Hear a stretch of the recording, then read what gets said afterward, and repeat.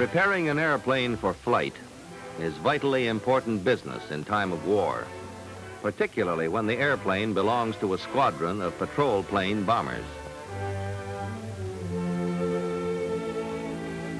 The plane crews receive their orders at the morning muster. They know their jobs and they are ready for action. They know how to take orders and how to carry them out, because their duties have taught them the meaning of teamwork and its great importance in the success of every flight.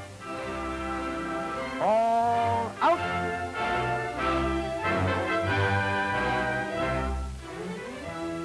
Flight preparations begin with the removal of securing lines and batons.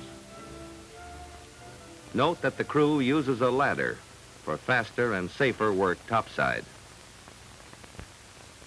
When the plane captain, also known as the first mechanic, has unlocked the waist hatch, the crew members go to work. Each man has definite duties, and he performs them with speed and thoroughness, knowing that every other crew member has his own duties to carry out. Tie lines which secured the plane overnight are removed from the bow, the tail, and the wings. The engine covers come off next. In cold climates, or whenever the plane remains idle for any length of time, engine covers are used for protection. Everything shipshape is the mark of a smart crew and a well-run airplane. All lines are made up neatly and efficiently, ready for instant use in case of emergency, and placed in one spot for stowing aboard the plane. The cockpit covers come off next. They help protect the many sensitive instruments on which plane and crew depend for safety in the air. In removing the aileron batons, the wing line fittings are hinged back, flush with the leading edge. And a tug on the line pulls the batten off. To remove the elevator batons, use a ladder. It's safer that way for you and the airplane.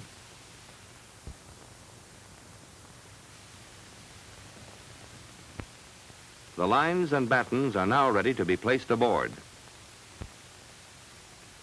All gear is carefully stowed inside the plane, and each item of equipment has a definite place, so that any member of the crew knows where to find it quickly, even in the dark.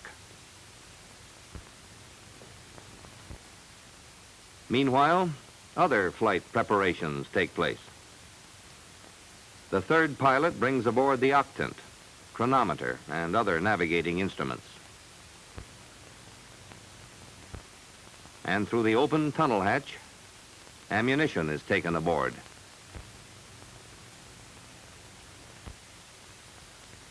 The magazines containing machine gun ammunition are carefully placed in the racks provided for them.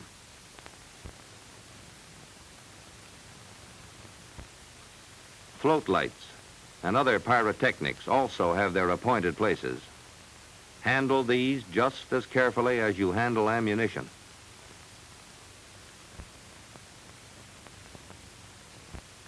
The tunnel hatch is then closed and tightly dogged. A loose or open tunnel hatch has spelled disaster for more than one patrol bomber whose negligent crew failed to make sure that the tunnel hatch was firmly locked and tightened.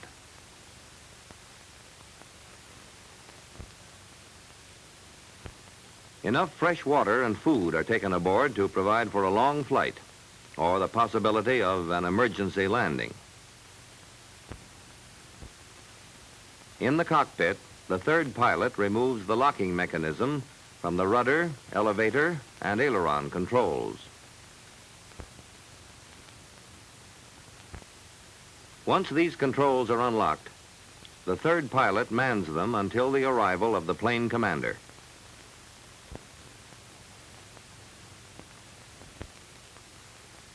In the pilot's ready room, the plane commander looks up his flight schedule and receives his orders.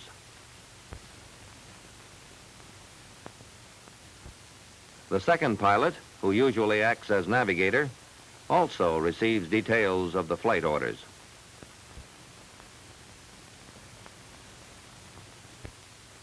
The plane commander and the navigator study charts and weather reports and plot their course. They arm themselves with the necessary information as to weather conditions, the strength and direction of prevailing winds, water currents, and other vital flight data. They also acquaint themselves with suitable places to come down if an emergency landing should become necessary.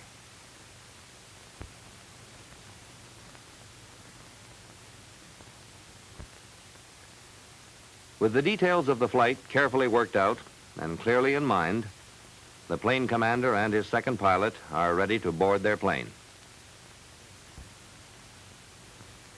As he approaches, the plane commander takes in every detail of the plane's exterior condition.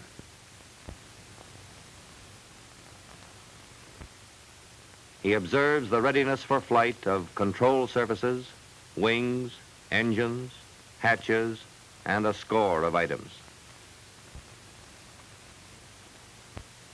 The safety of the airplane and the crew is his responsibility, and he makes sure that the necessary pre-flight preparations have been made. As he climbs aboard, the plane commander continues his careful inspection. He notes the ready condition of the waist hatch and the two crewmen which comprise the after station. Then the ammunition racks, supplies of pyrotechnics, life rafts and life jackets, and many other items of equipment in the after compartment. As he makes his way forward, his eyes take in the auxiliary power plant and the tower overhead. And while he gets into his flight gear, he receives a verbal readiness report from the first radio man. By the time he takes his station at the controls, there is little about the plane that has escaped his attention. The plane captain makes sure all is clear in the path of the slipstream and that the chocks are in place. He sees that no loose gear or tools are left on wings or hull. Then he, too, climbs aboard.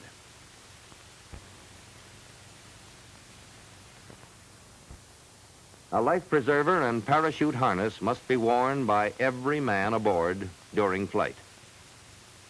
And the plane captain gets into his harness and jacket before climbing up to his seat in the tower, where his movements would be restricted. And now, with the tower station manned, the starting and testing of the engines can begin.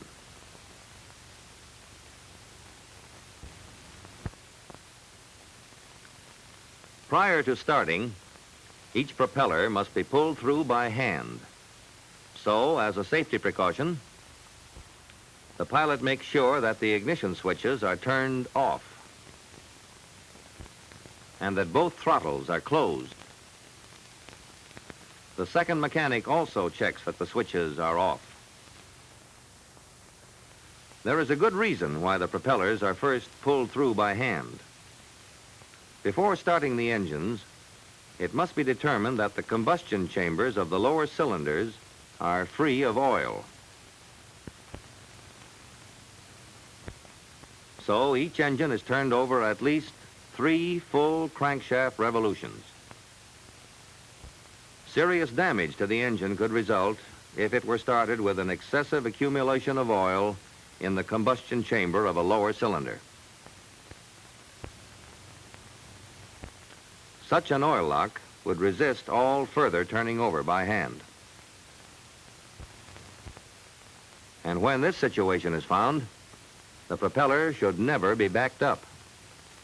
This would merely shift the accumulated oil to the intake manifold and from there it would flow right back to the combustion chamber as soon as the engine started.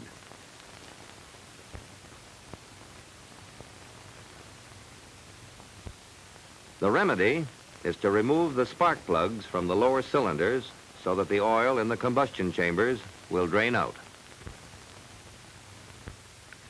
When the engines are ready for starting, a carbon dioxide fire extinguisher must be on hand in case a backfire causes the engine to break into flame.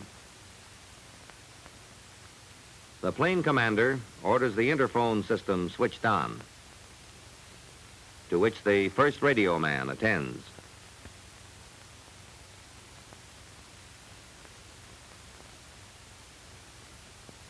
Next, the auxiliary power plant is started. Its operation puts a direct charge into the batteries and compensates for the overload resulting from energizing the starters. For starting and stopping, hydromatic propellers are set in the high RPM or low pitch position, because on this type of propeller, no oil is drained from the engine while starting. With the hydromatic propellers in high RPM setting, with the fire extinguisher manned and ready, and all hands at their proper stations, the engines are ready for starting. The plane commander instructs the tower. Stand by to start engines. Aye, aye, sir. The plane captain makes sure that the carburetor mixture control is at the idle cutoff setting.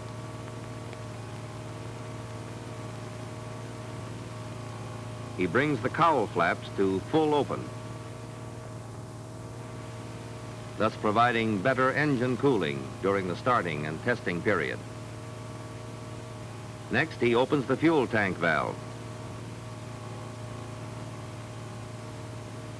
and checks for current at the starters.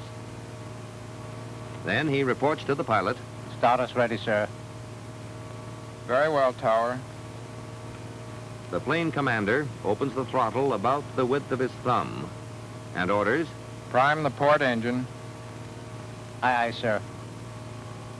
The plane captain makes certain that the carburetor preheat control is in the cold position. He gives the priming pump 3 to 5 strokes in order to bring sufficient fuel into the cylinder heads. Next, he works the wobble pump up to fuel pressure of 10 to 14 pounds. Then he reports. Port engine primed, sir. Very well. Start port. Aye, aye, sir. The inertia starter is energized. And then he calls for Contact port. The plane commander closes the port ignition switch and reports. Contact port. Then the plane captain engages the port starter. As soon as the engine begins firing, the tower sets the mixture control to automatic rich. And the plane commander reduces the RPM because the engine is still cold. The starboard engine is readied in similar manner. The propeller has been pulled through, cowl flaps are open, the engine is primed, and the starter is energized, but never for more than 12 seconds to avoid overheating. And then, Contact starboard. the pilot closes the starboard ignition switch. Contact starboard. The starter is engaged. And now the starboard engine also starts to fire.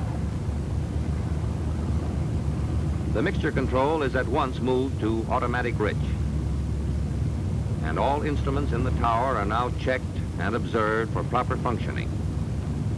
But wait, the oil pressure gauge fails to register. If it does not respond within 30 seconds, the plane captain must stop the engine at once by returning the mixture control to idle cutoff.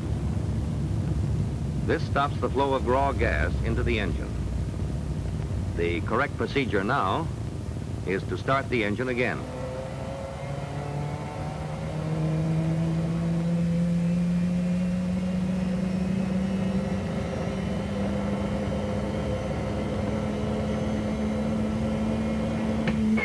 But whenever you have difficulty starting, remember that after 3 attempted starts, the accelerating motor should be rested for at least 5 minutes to permit it to cool.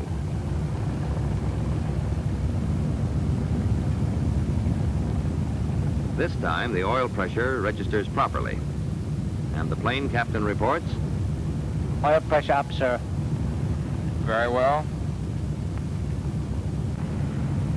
the engines are now warmed up at about 1/4 throttle until the temperature of the oil and cylinder heads is high enough for engine tests. The plane commander uses this period to test the freedom of movement and range of operation of all flight controls. When the engines are sufficiently warmed up, the pilot opens the throttles to about 70% rated power in order to make an adequate test of the dual ignition system on each engine. As you know, in the combustion chamber of a modern airplane engine, 2 spark plugs ignite the gas vapor simultaneously, and each spark plug is fired by a separate magneto. So it is necessary to test each magneto by itself. The engine is first run on both magnetos. Through experience, the pilot learns to know by his instruments and the sound of the engine whether it is operating correctly.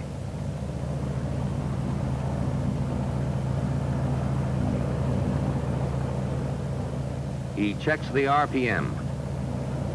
1700 is a good average for this test. Now the engine is switched from both magnetos to the left magneto only. And the pilot listens for unusual changes in the tone of the engine. The tachometer shows a drop from 1700 to about 1650 RPM. Such a loss is normal when switching from 2 magnetos to 1. Now switch back to both magnetos. Wait till the engine has recovered to the full 1700 RPM. Then switch over to the right magneto only.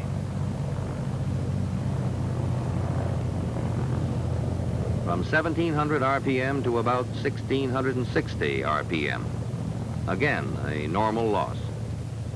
If a drop of more than 100 RPM occurred when operating on 1 magneto, the flight should be delayed until the cause of the trouble is located and rectified.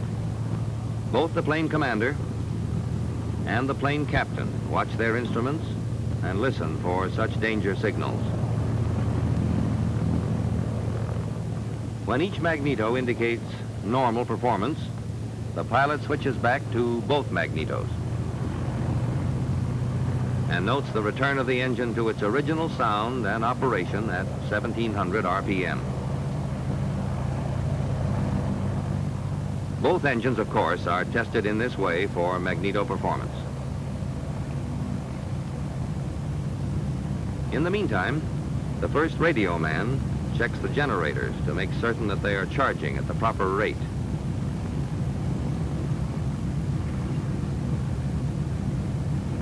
And the pilot makes a final check of the propellers for RPM control and overall functioning, with particular attention to their response to changes in the setting of the pitch control.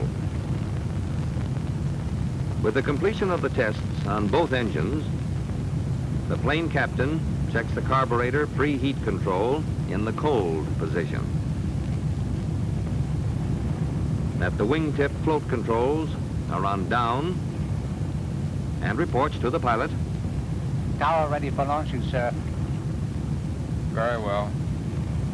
The security and watertight integrity of the tunnel hatch is checked by the second mechanic, who is assigned to the after station. He then reports. After station ready for launching, sir. Very well. During this time, the plane commander adjusts his rate of climb indicators, altimeters, and all other instruments, which must be set to 0 prior to flight. Unless radio silence has been ordered, the pilot switches over for the inter-squadron voice frequency test. He adjusts the receiver to the correct frequency and sets it at the necessary volume. And then, following the proper procedure laid down for all radio voice communications, he calls the squadron base station to check the strength and clearness of his transmission. The test completed, the plane commander concludes with, This is 101. out. With all flight preparation in good order, the plane commander receives a filled out and initial daily flight inspection form, the yellow sheet, as it is commonly called. This informs the pilot that all crew members have performed their required duties and that the airplane is prepared for flight. At the same time, a verbal report is made as to the number and condition of life jackets, parachute harnesses, and chutes on board, the number of rounds of ammunition and pyrotechnics, the number and condition of life rafts and life-saving equipment carried, and other important items. Then, satisfied that his airplane is ready in all respects, the plane commander signs below these significant words: I accept this aircraft for flight with the above listed passengers.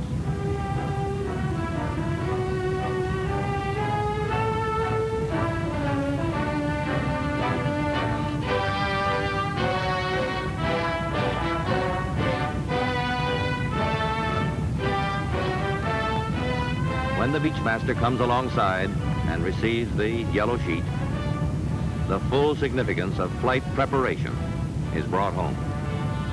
The pilot has signified that this patrol bomber is ready in all respects for flight, and orders are at once given to take the airplane through the next operation, launching.